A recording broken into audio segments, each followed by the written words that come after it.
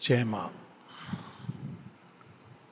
There is a ancient story, the story of Phrygia in Greece, where a peasant who becomes a king, he makes a very complicated knot.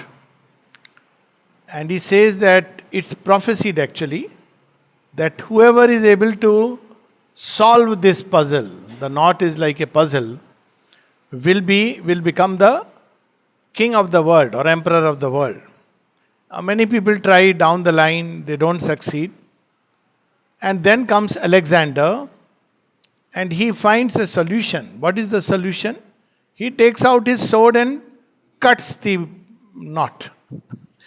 It's a well known phrase, of course, we all know Gordian knot. So, Gordius is the king, name of the king, Gordian knot. So, he cuts it. And generally, it is this idiom or phrase or the story is recounted as, when you cut the Gordian knot, it's like you have solved a problem. But my take is that he didn't solve the problem. And therefore, though Alexander is called as the, Vishwa Vijeta, if you read in the books, you'll find, but he never could conquer the world. He returned back from the banks of river Beas.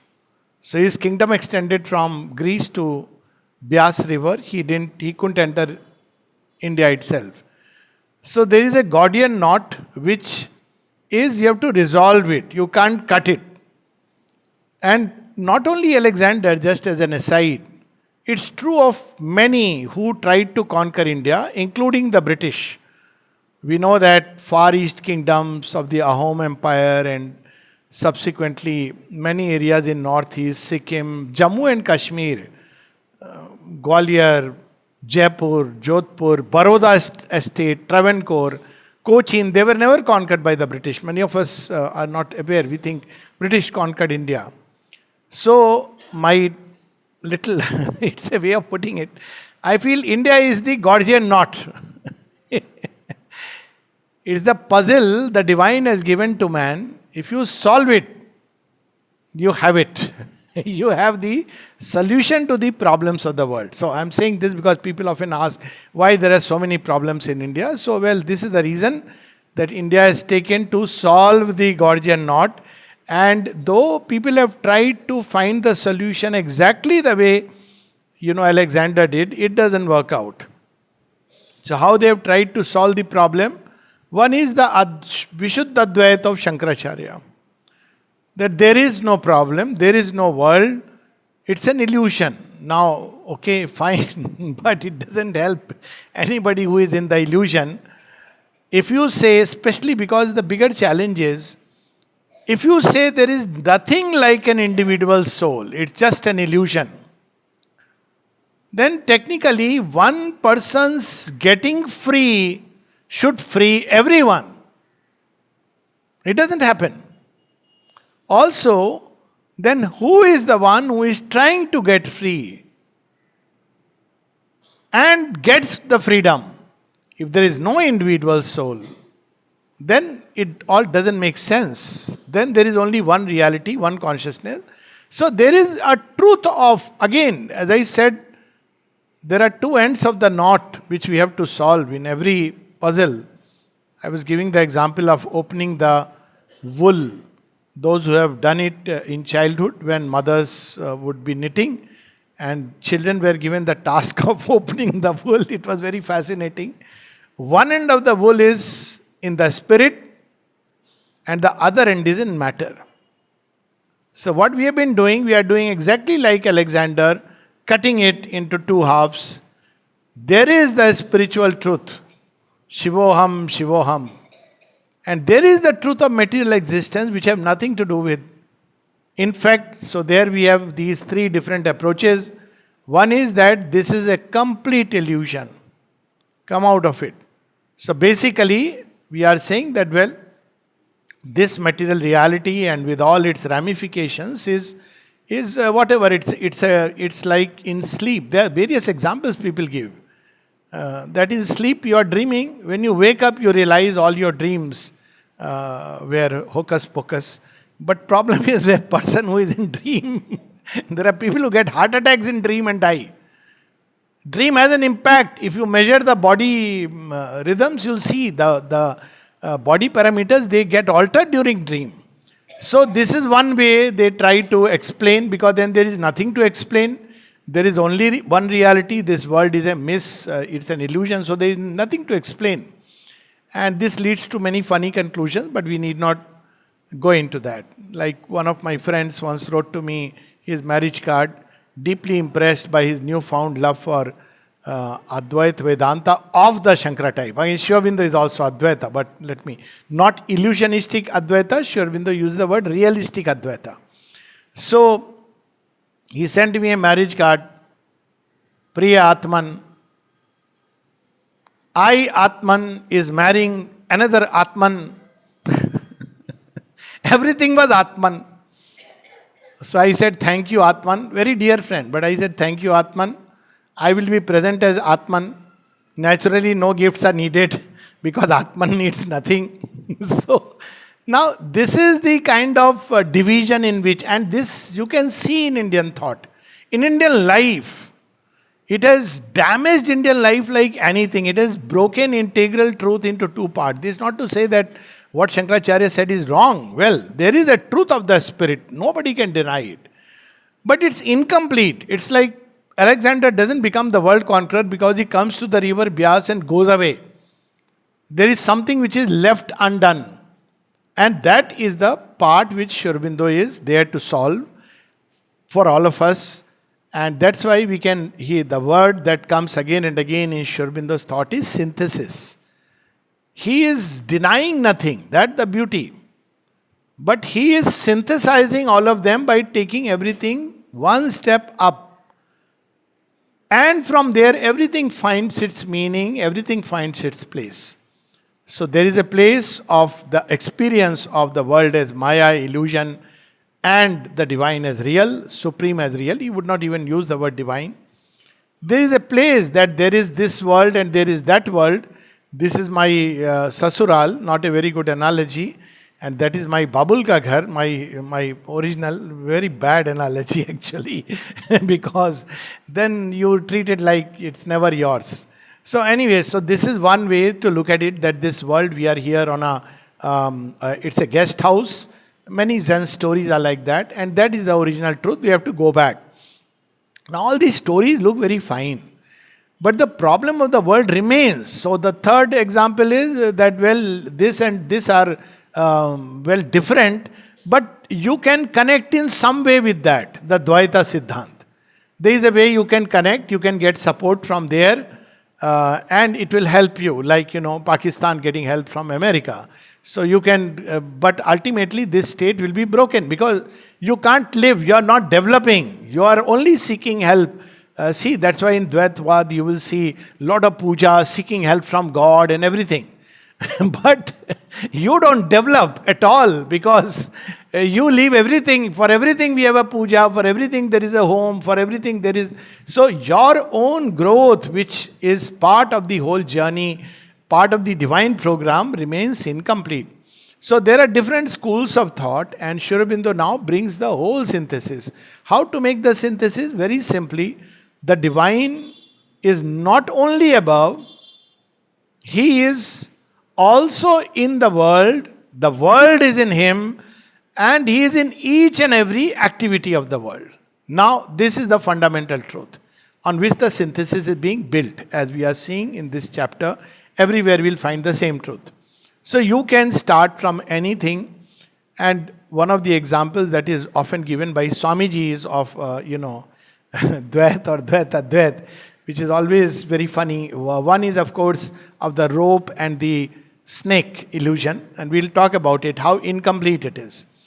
And the other is of the wave and the sea. Now we'll first touch upon the wave and the sea. You'll hear it, all kinds of podcasts. They say, well, we are like the wave, but as a wave we don't know the sea, so we suffer. So the logic is that come back into the sea. Now look at the whole problem from the sea's point of view. Does the sea suffer because it has waves? If you ask the sea, it'll say, I am enjoying the waves as much as I am enjoying the vast expanse. So there is a possibility of a life where you are one with the sea and yet you don't deny the wave. This is where you have the Sri Aurobindo synthesis coming in. We don't have to deny one for another. To deny the wave and merge into the sea is actually incomplete. Imagine a sea which is static sea. There is no power, it can't throw a wave. But sea has within it a power which throws up waves. And that's how we see the Maya came in. How Maya came in? Oh, all this problem because of the power of the sea which threw up the wave. So what is that power? That power is Maya. So waves become different. Yes, but that power is one with the sea. It is the joy of the sea. It is playing sport of the sea. And we too can participate in the sport of the sea, not by annulling our individuality, but by knowing that it is one section of the ocean needed for this delight. It doesn't annul other waves. In fact, it will understand better. This is one of the experiences that comes very clearly as we move up the ladder of consciousness. Up is not a very good word, so sounds like hierarchy, but we go deeper. We discovered that truly speaking, at one stage there is nothing you can say that this is not God. You can say that there is a distortion, there is a limitation, but everything, even the denial of the divine, it's amazing. Even the denial of the divine is a preparation for a greater affirmation of the divine. Because what are you denying? You are denying a particular concept or an idea or an experience of the divine. But can we deny there is an origin? Of course there is an origin, there is a source. The moment you admit there is an origin and the source, you may call by whatever name. That's why we have in our thought such a wonderful thing, Ekam Sad Vipra Bahuda Vadanti. And that's why when they spoke of that truth, they spoke of Satyam, Ritam, Brahatam. They didn't give a name. But you can give names, you can have different approaches, sects, so all that are included. But the problem is when we deny this totality, each way which thinks my way is the only way, my way or highway. So others think that by going into the ocean we are done with it. No, they are one reality. This is the first thing to understand. The cosmos and the individual are both part of an integral truth. So the cosmos specializes or expresses itself in any individual through a certain selection. Who does the selection? Maybe the cosmos, cosmic being, or the individual, because there is a selection. So that's how they say that in each life we have a certain kind of nature or personality which is different. That's why attachment to personality can be so dangerous. There's a when there is an aphorism of Sri Aurobindo. In fact, there is a little story of the mother. That's a much simpler. So she was asked that what will Beethoven become in his next life? A greater musician. Then she said a very interesting remark she made. Maybe, who knows, a cobbler. But she didn't say it in a demeaning way. She said it is to approach the same problem from another angle. It's a delight. That's one of the trainings in the ashram, that somebody is not greater or smaller. It's the same cosmic problem or the same cosmic joy expressing itself in different ways in creation. So that makes life so wonderful. It gives place for differentiation. It gives place for, and that's what Sri Aurobindo would tell us, we see everywhere. Every leaf of a tree is unique, like every thumbprint is unique.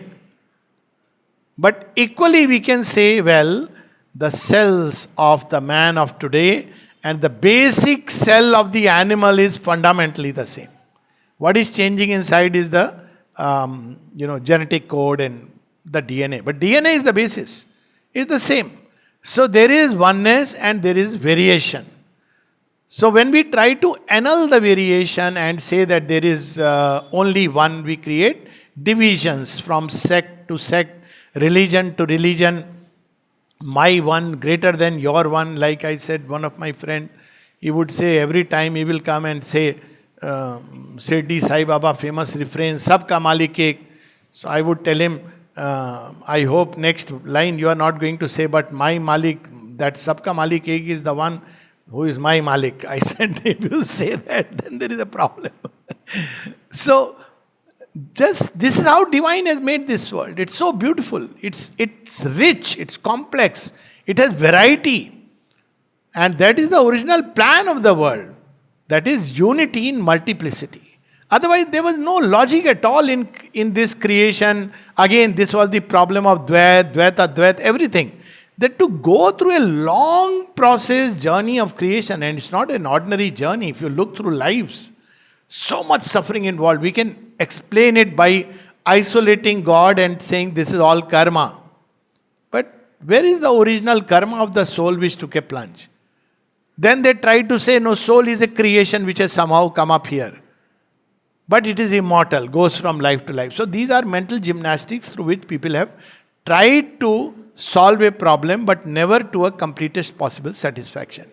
Because if the end was simply that a soul goes through this extremely painful experience, or pleasure and painful experience, maybe a pleasurable experience which turns painful after some time, which is even worse. So, only to realize what it always was, that raises a question mark on the pragya, the divine pragya. So basically, if the divine is one and infinite, this creation is meant to express his infinity in infinite ways. So unity in multiplicity is the state in which the divine dwells, and we too can arrive at that state. Right now we live only in multiplicity. So there is a fight, tussle, quarrel. But for the divine, everybody is his children, every point of view. He doesn't say, oh, you are not my child because you don't believe in him. Divine will not say that. Divine will say, I have veiled myself in you because you are not yet ready. You are still my child even though you deny me. That's how Tulsidas puts it. No, that only by kripa you can understand. Who divine has veiled himself. Why he has veiled? He'll say he's not ready. Let him be in that state. So from the divine point of view, there is no issue. But problem is from our point of view because we don't understand creation. So now with this background, we see how Aurobindo is explaining to us step by step all these different aspects of creation. So right now, we are still with the individual, eternal and the individual. So we must first resolve this temporal, time-born individuality which we call as ourself. Is this the true individuality? Aurobindo says, no, this is only a outer facade, but there is a true individuality. Very easy to understand even by everyday experience before we go deeper. Well, if I go in the school and teach, somebody may say, are you a teacher? I would say, yes, here I am a teacher. Right answer is that. But at home, I am a student and my wife teaches me all the time. Okay. See, now everybody is smiling. It's a fact, because she is my teacher. She is an aspect of Jagat Janni. I am not saying this in bad humor, but in good humor. Okay? So because she may be Kali, she may be Durga, she may be Lakshmi. So if you understand this, life is beautiful. And if you don't understand, there is a fight. So I am a teacher here, but I am a student at home. Are they contradicting each other? No, they are the same person. So individuality and the cosmic, they don't cancel each other. They in fact fulfill and enrich each other. The cosmos reproduces itself in countless bodies in numberless ways. And it has practical implication. None of this is just theory for, okay, now I have got it. Because personally to me, anything which is just theoretical and philosophical never appealed. I must have it. What are its practical implications? So we will see the practical implications. So he says that there are, we are on page 383 and we'll read today a little quickly. We have then to recognize these two terms of our existence, a world being and an individual consciousness, individualizing consciousness, this end of the paragraph, which is the cause of all our self-experience and world experience. So there is the world being, we cannot deny that, but it is individualizing itself in a certain way. Everything that is there in me is also in the world. There is nothing we can say is not in the world. So, Nana Patekar's sentence stands that Mera khoon, tera khoon, sab khoon ek hai. But this is too trenchant, a very Maoist, communist kind of understanding. Equally, it is true that yes, my blood and your blood is same. But if you indiscriminately join, you may kill me, because there is also the truth of differentiation. So there are these two aspects which are always there. There is the world being with world possibilities, and there is the individual being in which it individualizes itself.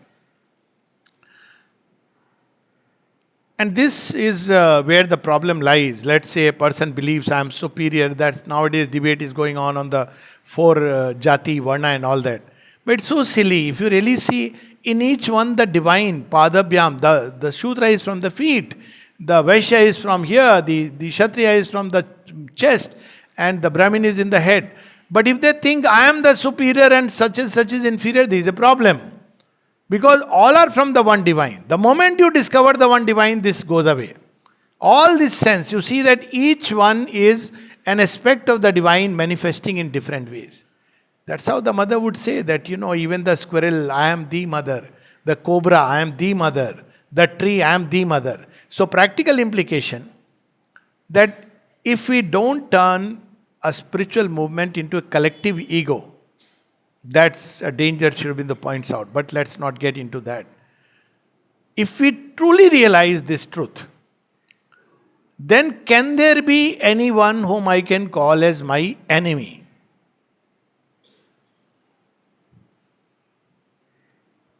All are children of the same mother. Does it mean I'll not fight? No, I'll fight. Brothers may fight.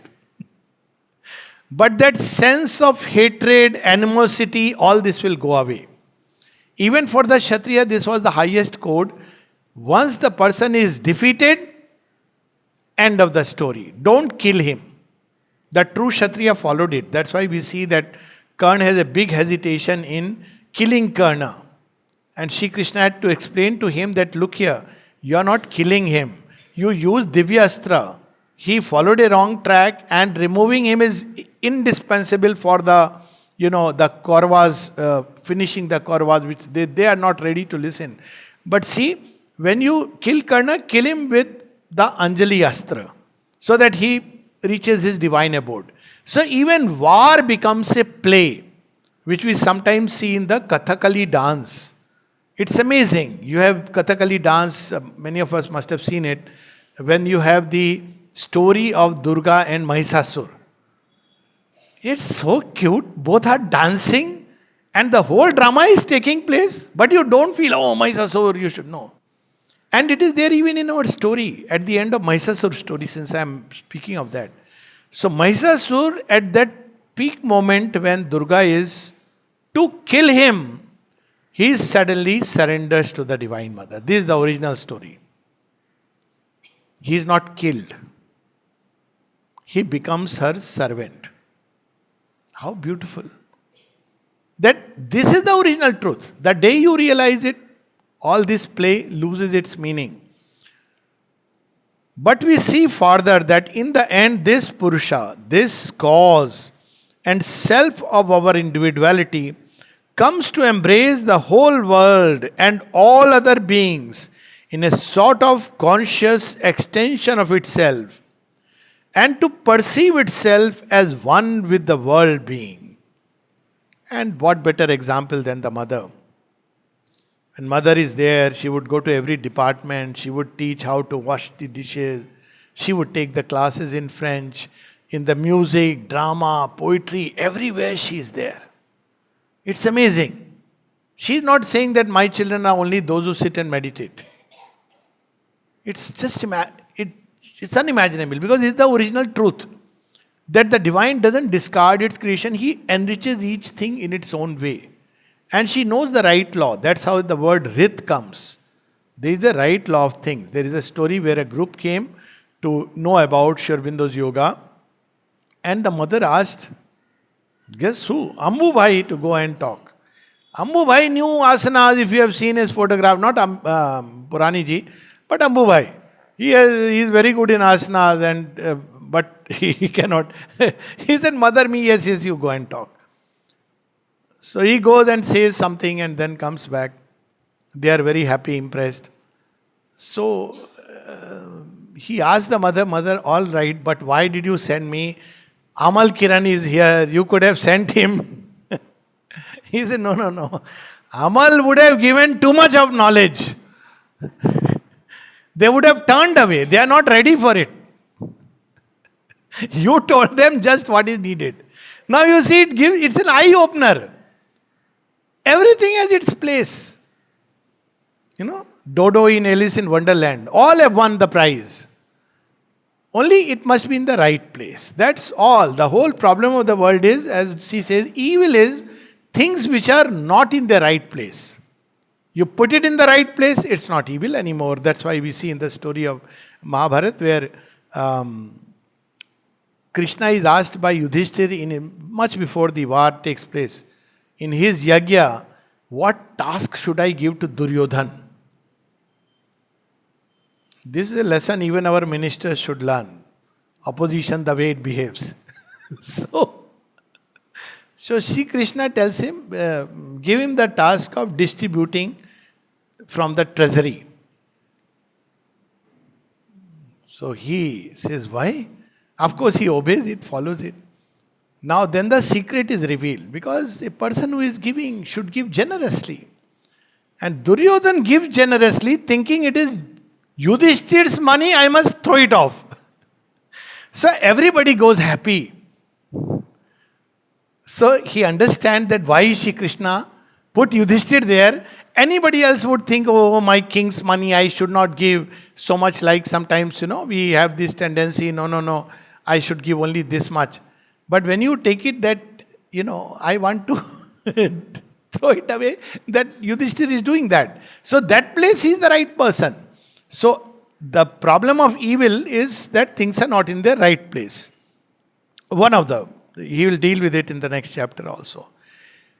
In its conscious extension of itself, it exceeds the primary experience and abolishes the barriers of its active self-limitation and individualization by its perception of its own infinite universality.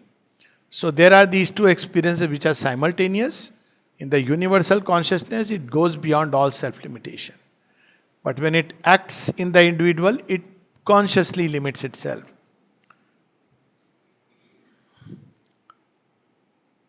Next page, 384, 5-6 lines from above.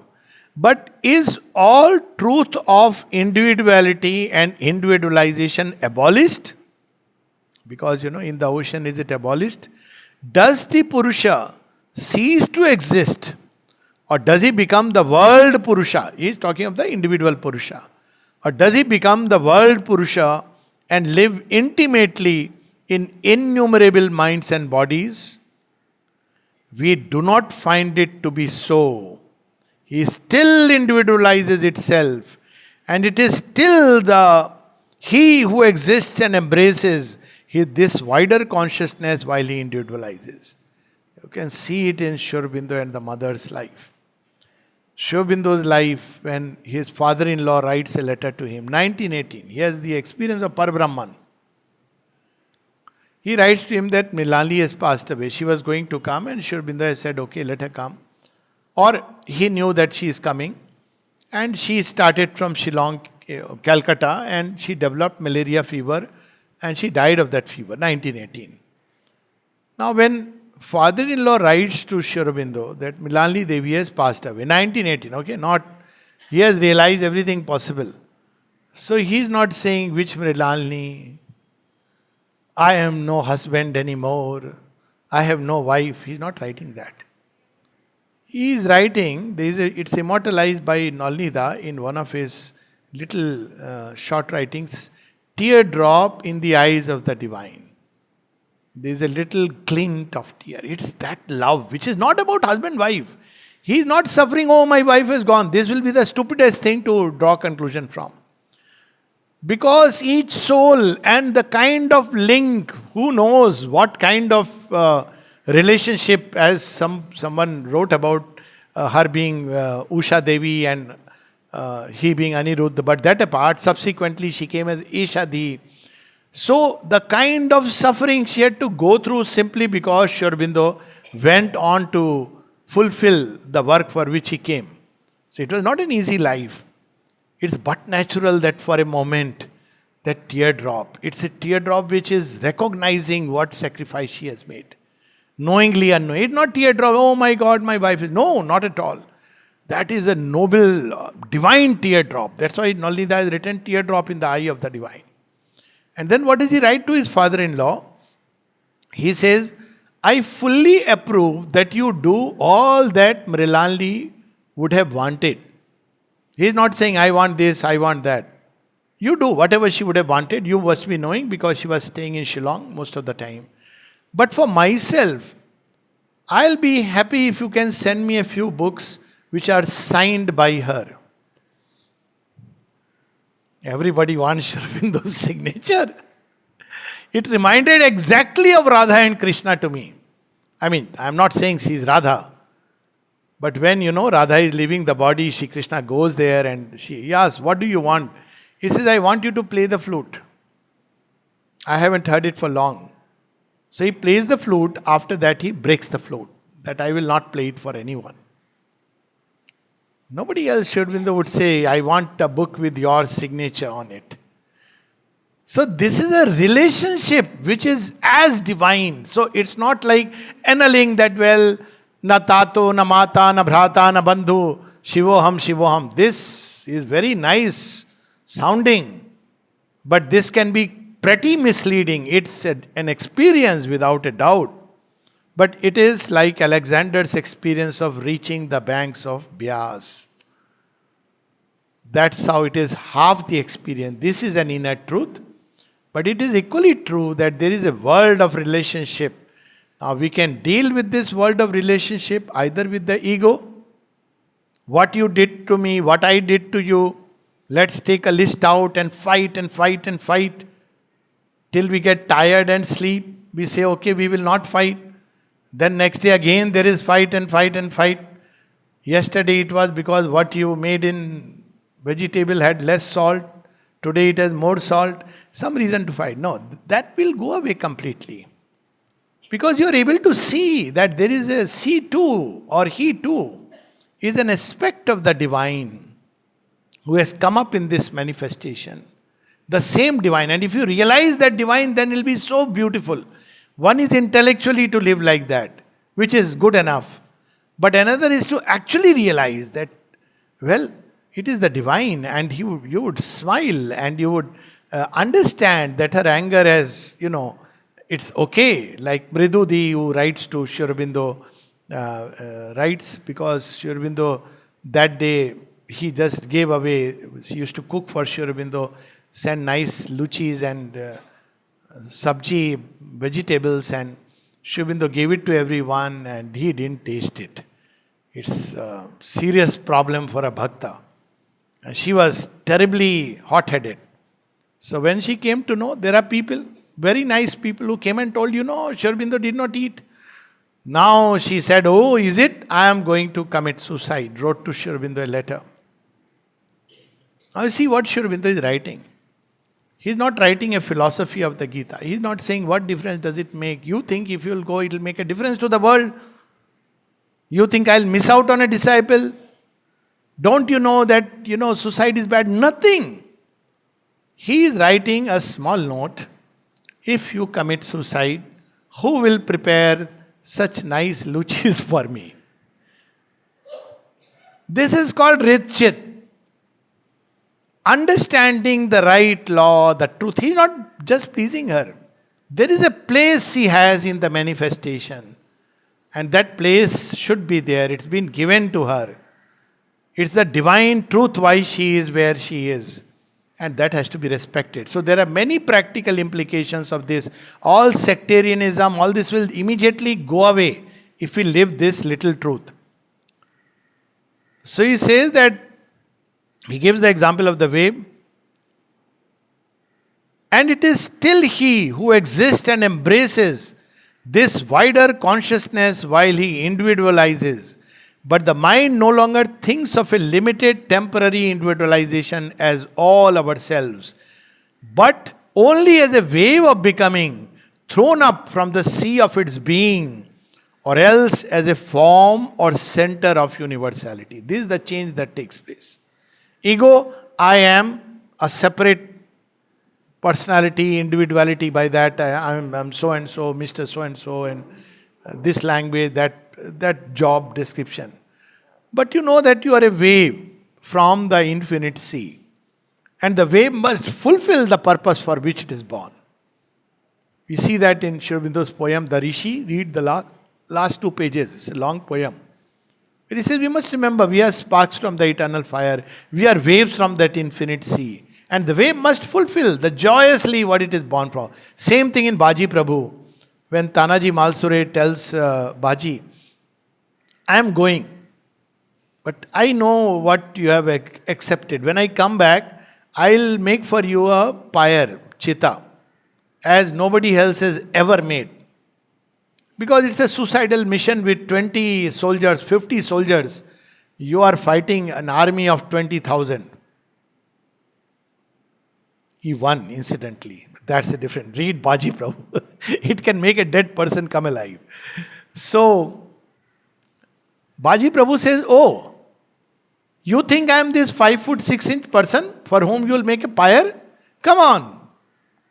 I am not this body. In fact, when I go, I know I am going to go. I will fulfill what I am here to do.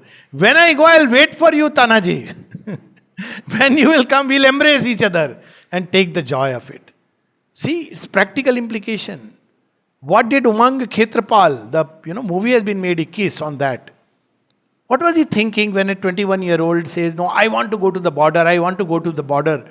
Send me there. And he dies there, but that tank battle has become immortal in history. Who are the people who can do it? Who instinctively in that moment, like Abhimanyu, it's not tragic. They become one with the universal self as well as the individual. Death of Abhimanyu changed the whole war. After that, there were no rules. Everything that Sri Krishna advises later on is after the war, after Abhimanyu's death, because they broke the rule. Sacrifice of Abhimanyu changed the whole, tilted the balance of the war. So there is a much deeper secret, and there are people who feel it and live it. Christ from his cross humanized Europe. Socrates, he says, no, I will take the hemlock. When Kritos comes and says, please, I have bribed all of them, you can escape. I have given them all silver coins. And Socrates says, no, that won't be me. I will take the hemlock.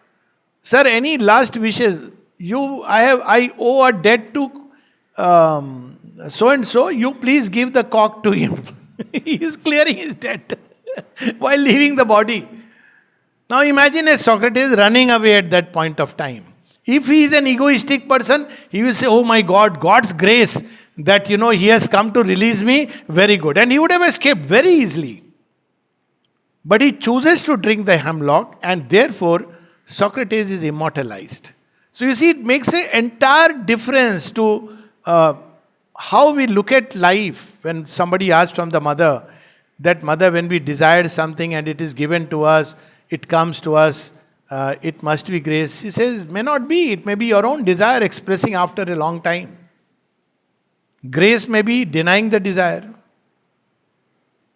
It may be giving the desire and denying the desire. So this has practical implication in our understanding everyday life. There is no enmity with anyone. There is no shrinking from any action. Because we are always living with the sense of the universal, with our individuality being only a little wave. We are not rushing to merge into the ocean. We know that the whole ocean energy is supporting us. What tremendous power there will be. A yogi is much more dynamic in action, because he is supported by the whole ocean. It is not an ego supporting him. That's the difference between Karna and Arjun. So this is the practical difference. So as a wave of becoming, why I am giving this example because standard practice you will see in all the big, podcast, wave and the ocean, wave going back into the ocean. But why? They are one. Why you are creating a division of something which is always one? Remember that you are the ocean and in this life, this wave. That's it. That's all that is required. As a wave of becoming thrown up from the sea of its being, or else as a form or center of universality. Each of us to realize we become a center of the divine action in the world. This is what he speaks of in the synthesis of yoga. The soul still makes the world becoming the material for individual experience, but instead of regarding it as something outside and larger than itself on which it has to draw, by which it is affected, with which it has to make accommodations, it is aware of it subjectively as within itself. It's not afraid of the world after that. Tato na vijugupsate. The world dwells within such an individual. It goes into the world and feels at home everywhere. Every home. Because it's the one, see how Swami Vivekananda went all over and how beautifully, he felt at home. Because he's not a little ego trying to pluck things from here and there. The whole world is one being, one consciousness, and yet he must fulfill what he is born for, what he is meant to do. In this new consciousness, the spiritual individual, he's using the word spiritual individual, is the psychic being, of course.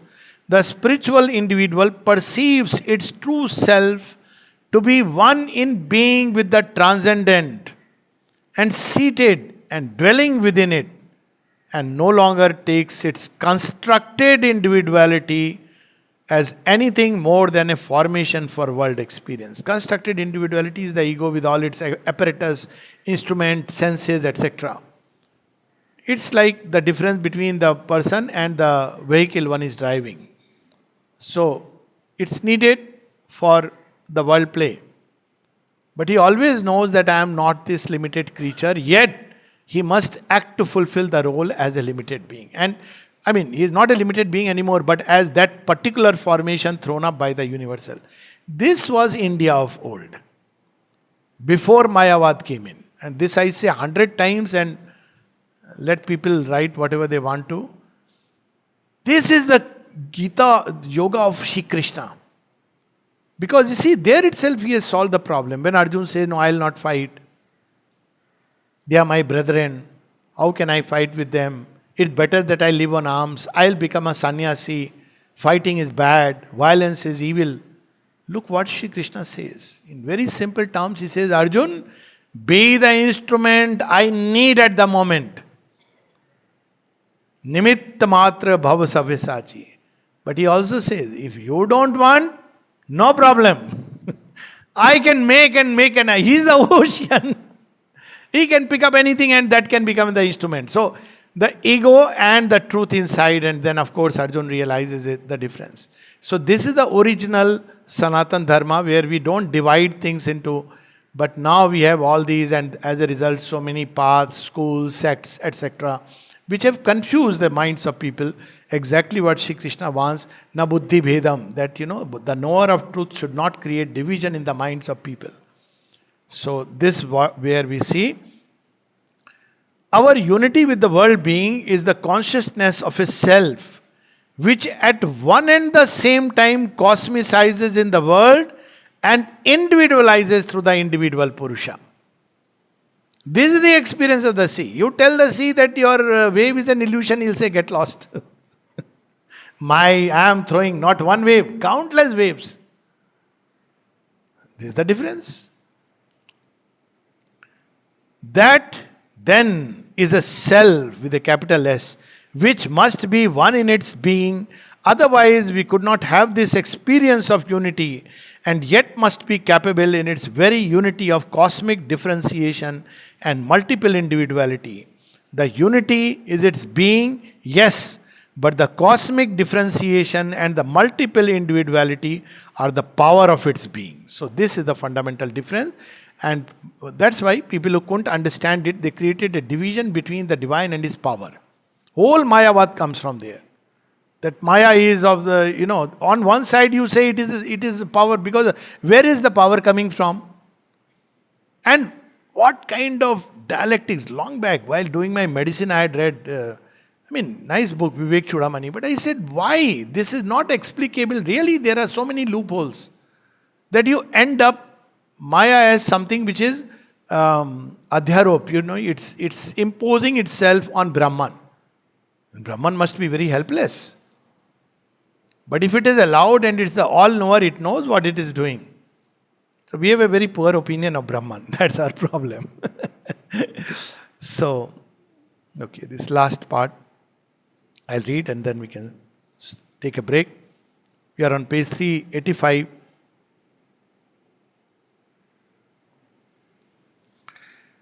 So he says that since they coexist, then we arrive at unity with that. If we even become entirely and in every way that being, why should the power of its being be excised? And why at all should we desire or labor to excise it? If this is the fundamental truth, that the ocean and the waves are in their essence one reality. It is the delight of the ocean expressing in waves. It is the power of the ocean expressing in waves. Why should we desire to excise it? And when we excite, where will we go? Back to the ocean. So, it would in fact be the individual seeking peace and rest of union in a motionless identity. But rejecting delight and various joy of union in the nature and act and power of the divine existence. You can do it, but then no delight, it's that peace. The Shanti of Shava, not the Shanti of Shiva. This is the difference. So while one can do it, that is possible, but there is no necessity to uphold it as the ultimate aim of our being or of our ultimate perfection. So that's what he is saying. You can do it, you can vanish. No problem. Maybe it will make no difference. Maybe your wife may say, good riddance. But the world existence is there. The world play, the world sport is there. It's a sport where delight is multiplying itself. It changes the whole thing. And that it's the experience which changes it. It cannot come by just thinking, because different parts will. But it's a real experience based on which Sri Aurobindo is reminding us. Or the one possible reason would be that in the power, the act of consciousness, there is not real union, and that only in the status of consciousness is there perfect, undifferentiated unity. These are the gymnastics through which people have tried to know power, Maya. But that's not true. See, when you are one with the mother and your work is nothing else but she doing through you, that delight multiplies when you see that same divine mother in different ways in different people. There is a very nice bhajan which I had heard from Bengali Sufi kind of saint. He sang, Amar eke Krishna mon bhore na, Ami anek Krishna dube chahi. I am not satisfied with one Krishna. I want to drown myself in infinite Krishna. So these are the two basic differences, and we can stop here and continue. So it's there. Ashram life is meant to realize. That's why the individual and the collective.